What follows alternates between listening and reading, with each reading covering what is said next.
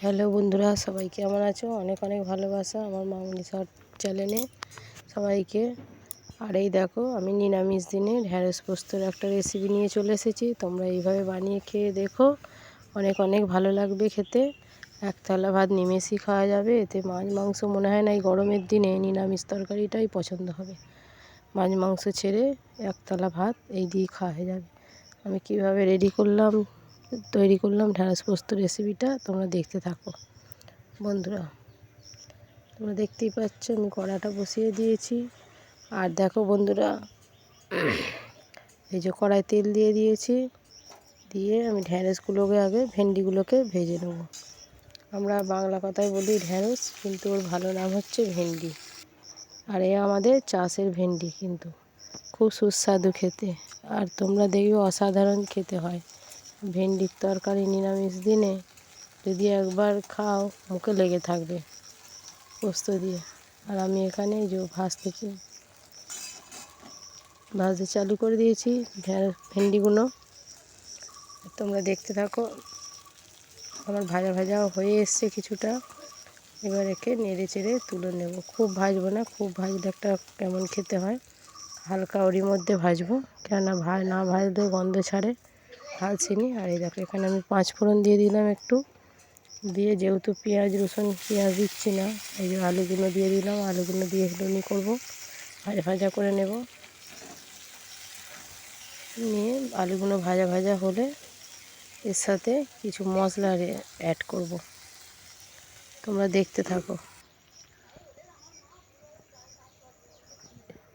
আলুগুলো ভাজা ভাজা হচ্ছে, আর একটু হলুদ দিয়ে দিলাম। এই যে হলুদ দিয়ে ভাজা ভাজা হচ্ছে।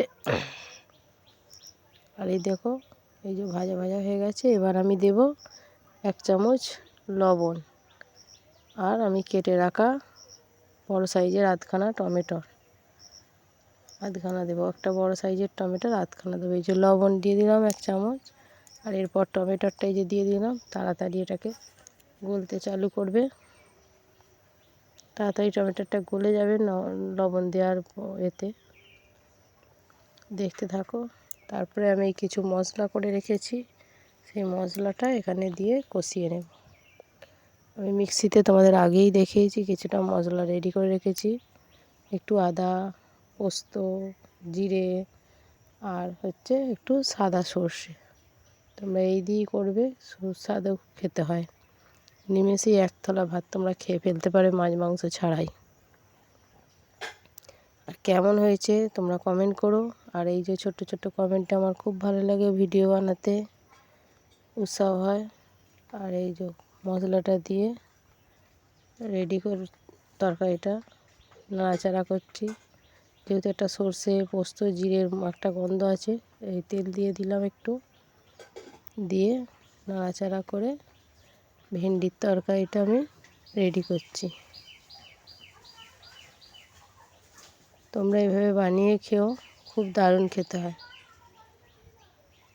এই যে মশলাটা দিয়ে আমার কষানো হয়ে গেছে।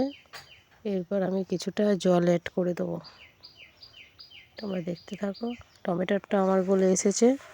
আর এতে একটু জল অ্যাড করে দিলে তাহলে মশলাটা আর ধরার সম্ভাবনা নেই। এবার নাড়াচাড়া করে একটু জল অ্যাড করে দিলাম, তাহলে আর মশলাটা আর ধরবে না। এখানে আমার রেডি তরকারিটা। এবার ঢ্যাঁড়সগুলো দিয়ে একটু কষিয়ে নেবো ভেন্ডিগুলো দিয়ে। এই যে ভেন্ডিগুলো দিয়ে কিছুটা নাড়াচাড়া করে নেব। নাড়াচাড়ার পর এবার আমি পুরো জল দেবো আলুগুলো সেদ্ধ হওয়ার জন্য। ভেন্ডিটাও একটু সেদ্ধ হবে, যেহেতু কিছুটা তেলে ভাজা আছে আলু ভেন্ডি। কালারটা দেখতে পাচ্ছ, অসাধারণ হয়েছে কালারটা। আমি সেরকম কিছু মশলাও দিইনি, কিন্তু খেতে খুব সুন্দর হয়েছিল।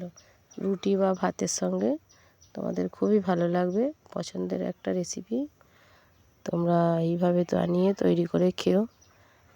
আশা করি আমার তো ভালো লেগেছে, তোমাদেরও ভালো লাগবে ভেন্ডির তরকারিটা। এখানে কিছুটা জল অ্যাড করে দিলাম, সেদ্ধ হবে। সেদ্ধ হওয়ার পর পরে ফিরে আসছি। দেখো তোমাদের তো রেসিপিটা নিয়ে কত সুন্দর দেখতে হয়েছে, দেখলেই মনে হচ্ছে খাই। রুটি ভাতে সবারই ভালো লাগবে। আর আমার ভালো লাগলে আমার পাশে থেকো, আমিও তোমাদের পাশে আছি। আর লাইক কমেন্ট শেয়ার করে আমাকে বেল আইকনটা বাজিয়ে রেখো, যখনই নতুন নতুন রেসিপি দেবো তোমাদের কাছে পৌঁছে যাবে। বন্ধুরা দেখো, আমার ভেন্ডি রেসিপিটা আমার রেডি। সামান্য একটু জল আছে, আমি একটু রসা রসা নামাবো, যেহেতু আমাদের নিরামিষ, ডাল ফাল করছি না। একটু ভেন্ডির তরকারিটা রসা রসা করলে এই দিয়ে আমাদের খাওয়া হয়ে যাবে। আর একরকম ভাজা আছে। আর নতুন নতুন রেসিপি ছাড়লে তোমাদের কাছে পৌঁছে যাবে। তোমরা বেল আইকনটা বাজিয়ে রেখো। সবাই ভালো থেকো। এই পর্যন্তই, টাটা, ভালো থেকো সবাই, টাটা।